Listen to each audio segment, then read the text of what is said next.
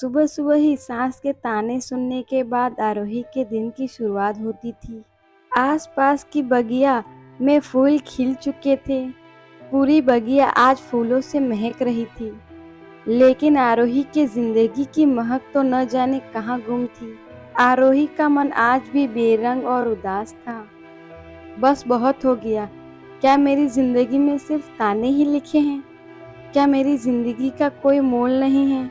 बस इन्हीं सवालों को सोचती हुई वह उस दोहराए पर आ गई थी, जहां एक रास्ता उसके मायके की ओर जा रहा था और एक रास्ता उसके ससुराल की ओर। लेकिन दोनों रास्तों पर उसकी मंजिल नजर नहीं आ रही। कहाँ जाना है बहन जी? ऑटो वाले ने पूछा। कहीं नहीं कहते हुए मन ही मन में बातें करी जा रही थी। माँ ने पराया धन समझकर दूसरे को सौंप दिया और सास ने पराए घर से आई है यह कहकर प्यार और अपनापन नहीं दिया।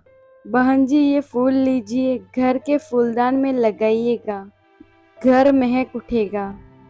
मुझे नहीं खरीदना कहकर फिर से मन ही मन में बातें करी जा रही थी। घर? कैसा घर? मायके में भाई ने कहा अब यह तेरा घर नहीं है।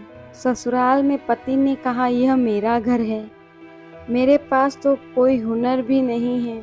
जब भी कुछ सीखना या करना चाहा तो माँ का जवाब होता अपने ससुराल में करना और सासू माँ का ताना होता मायके में क्या सीखा। लंबी सांस लेते हुए आरोही मन में बातों का काम जारी था। इतना सब सोच सोच के आरोही की आंखें भर आई। भरी आंखों से वह फिर सोचने लगी, हम 7 जन्मों तक साथ रहने के लिए व्रत करते हैं और वह एक जन्म भी नहीं निभा पाते।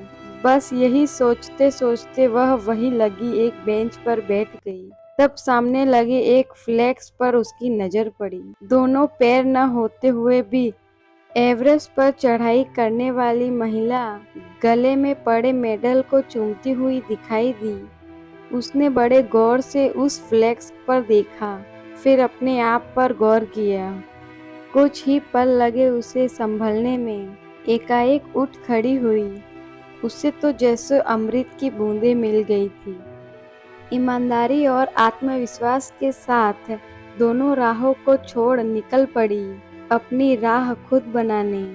आज उसके जीवन में असली आरोही का आगमन हो चुका था और वो अपनी मंजिल की तरफ बढ़ जाती है।